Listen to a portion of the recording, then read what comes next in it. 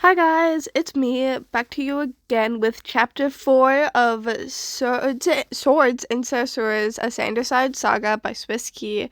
I hope you all enjoy this chapter. It's going to be quite a longer one, so sorry if it takes me more than a few days to get this one out, mostly because of school and, procrastination, really, if we're gonna be honest here. But yeah, hopefully I'll have this out to you soon after the last one uploads. So yeah, hopefully you guys enjoy. Now let's get into the story. Chapter 4, Pens and Papers, Summary. Having gathered the other sides and telling them they'll be playing Dungeons and Dragons, Roman excitedly lays out the game and characters for them. The other three sides' eyes shooted to a Roman as he finally snapped, revealing the name of the game they'd be playing. Each of them wore a curious expression as Virgil and Patton took tenuous steps closer to the table, joining Logan. Dungeons and Dragons, Logan commented, looking over the setup Roman had laid out for them on the table. It appeared to have been meticulously laid out for the game to come. On each side of the tabletop was a colored folder with each of their names embellished in gold. Roman with the thickest folder in red. Next clockwise was Logan in blue, then Virgil in purple, and finally Patton on a brown to Roman's left. At each side as well was a little brown leather bag and a yellow pencil. Between all four of them there were two longer pieces of what appeared to be parchment, one being a map of some unknown country, the other being a blank grid of inch-long squares. Logan looked back up at Roman, his face puzzled. This is actually a surprise. I would have never thought you to be the type who'd enjoy tabletop role-playing games. Roman let out an amused scoff. Ah, the creative side is shrinking at an opportunity to show off his borderless whimsy. Preposterous. You mean for real? Virgil asked, a look of surprise on his face, fireballs and demogorgons and stuff. I'm kind of with Logan. Never pegged you for the type. Well, stranger things have happened, Patton muttered, giggling under his breath. Logan helped an adoring finger at Patton. No. In a wise that? Roman asked, putting the book in his hand down onto his folder in front of him. Virgil shrugged. More of a nerd activity, I guess. Roman gasped dramatically. Virgil, I'm surprised at you. How could you be so narrow-minded as to think me capable of such judgment? Really? Virgil returned. Right, like the first joke upon meeting morality and logic wasn't to call them nerds because of their glasses. Well, I wouldn't necessarily say, Roman began before being interrupted by Logan. Your initial dissatisfaction for Virgil due to a large part of him representing social anxiety, a trait shared by many who had suffered judgment due to the electric interest not being fully understood by their peers. Logan assessed. You're on his side? Roman gestured between the logical and anxious side. Nerds unity, Virgil quipped before he and Logan, not even looking at each other, shared a fist bump and echoed in unison. Boom. Logan smiled and muttered under his breath, savage. Now come on, guys, Patton gently scolded, his hands on his hip. Roman is actually taking a big leap of faith and trusting us with his interest of his. And don't forget that he invited us here to share it with us. Roman turned and gave his seeming ally a winnering smile. Thank you, Patton. Very well said. So it's absolutely okay if he's a big a nerd as the rest of us, Patton continued, not even looking over at as the prince dilated. Anyway, Roman bristled, carrying on before softening. Yes, I will admit that this adventurous is tad more certain than what you lot would usually expect of me, but I've been planning the story for a while. Well, it's something I wanted to share with all of you. Virgil and Logan regard him skeptically for a moment before Virgil asked, "No pranks, no tricks, just four guys playing a game." Roman nodded brightly. "Yes, do you trust me?" In the silence of the moment, the other three shifted uncomfortably around the table as they all exchanged looks, having a silent conversation back and forth. It normally took a lot more needling to make Roman open up like this, and if for the events for the day were introduced, he actually tried to get all of them together for tonight, taking the time to speak to each of them one by one, even Virgil. Between the change of his room, the level of detail in the outfits, and all of the setup for the game, it was apparent he had gone through a fair bit of time sorrowing for their benefit. After a moment or two, they all seemed to come with the same conclusion. If Roman had been planning a night of fun for all of them to include everybody, who were they to burst his bubble? "All right, Roman," Logan conceded, angling the comfortable chair closest to him. He sat down to the prince's left and scooted himself in. "Count me in." "Can't wait to see what you have in store for us." Patton did the same to Roman's right, sitting himself down in front of his given folder and muttering, "I'm so proud of my boys." Virgil still stood, his eyes doing the best to read the face across from his.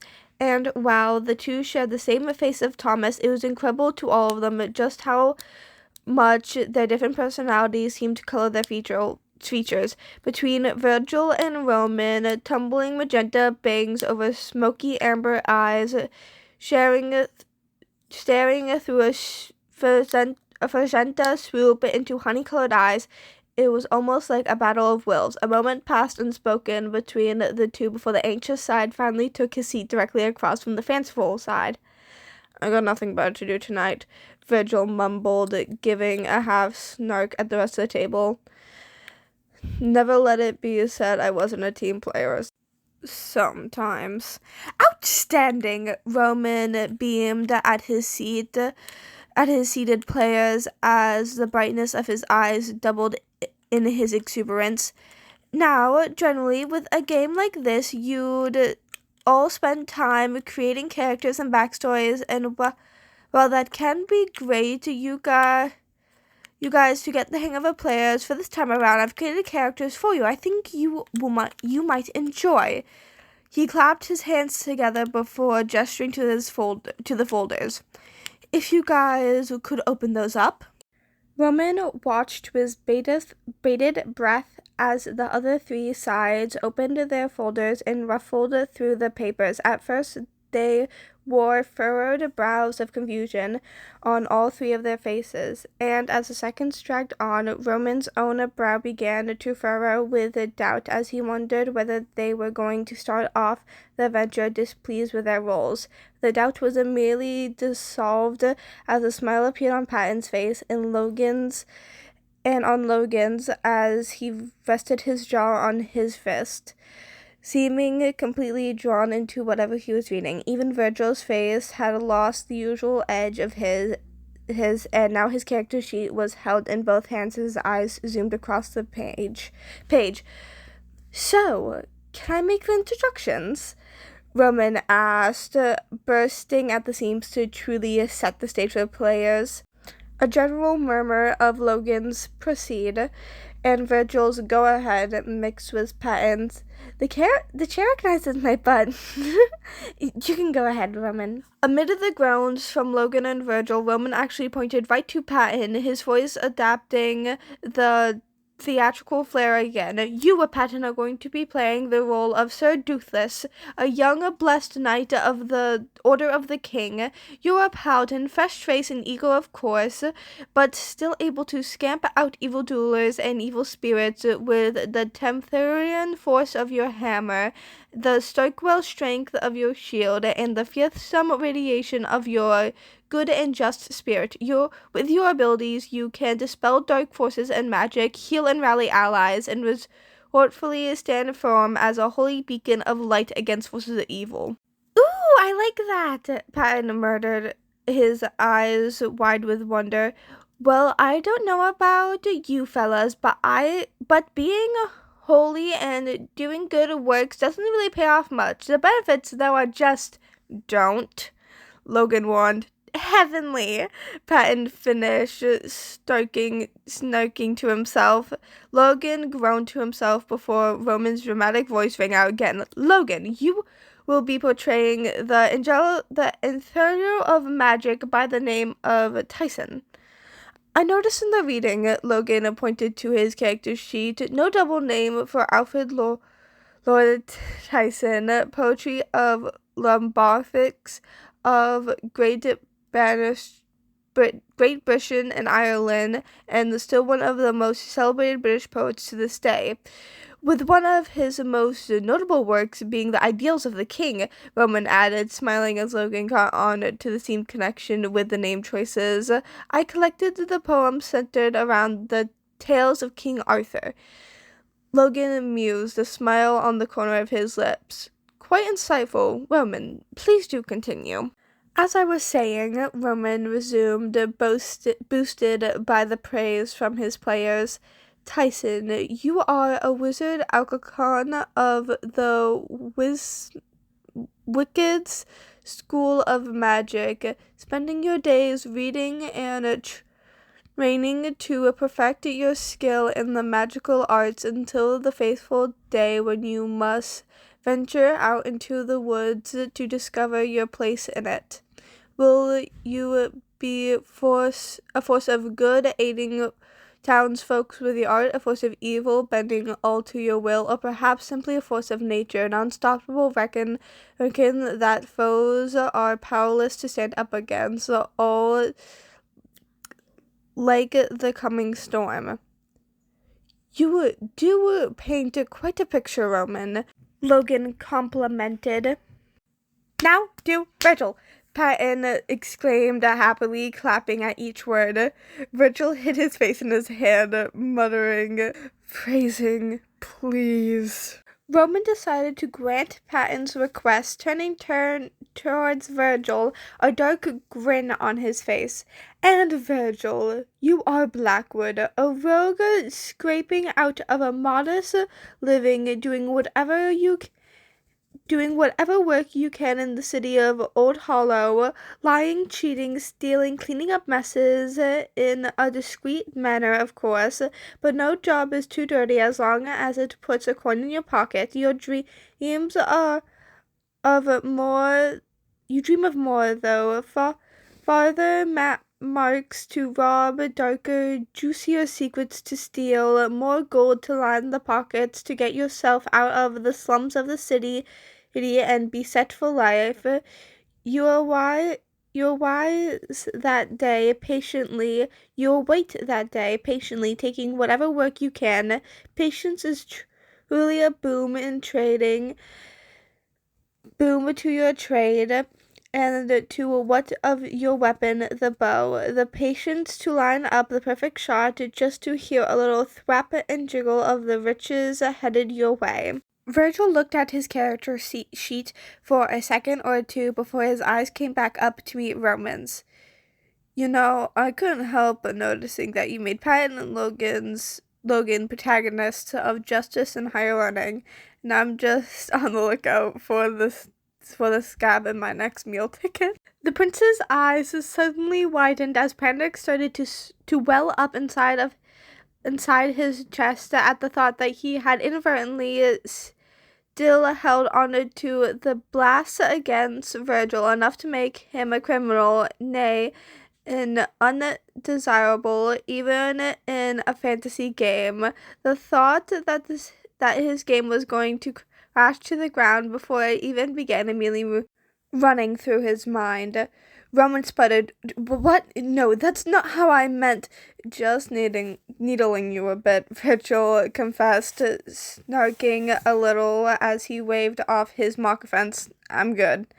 Breathing a sigh of relief, Roman rounded back to his own chair, his boots thumping on the wooden floor. Just before sitting down, Patton piped up. Wait a second, Mr. Game Master. What about you? Indeed, indeed, Logan added, puzzlement and curiosity on his brow. Who will you be portraying?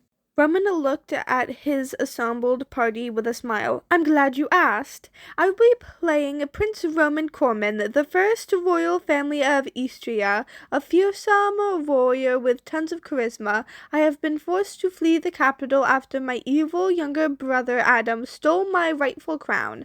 Now I ride through the countryside atop of my noble steed to right wrongs, win the hearts of the people, and in time gather allies to my side and strike back against my loathsome brother and reclaim my birthright. There was silence in the room for a moment or two before Virgil piped up, well, that's original. So, Logan added, we are to be the supporting cast for one of your fantasy nonsensical adventures. Yes, Roman admitted, a smile still plastered on his face. Patton jumped with a look of excitement on his face. Ooh, does this mean we get to fight a dragon witch too? I don't know, probably, the prince answered. Logan continued. Why your name, though? I mean, you thought up such wonderful, clever names and backstories for our heroes. Why short on yourself?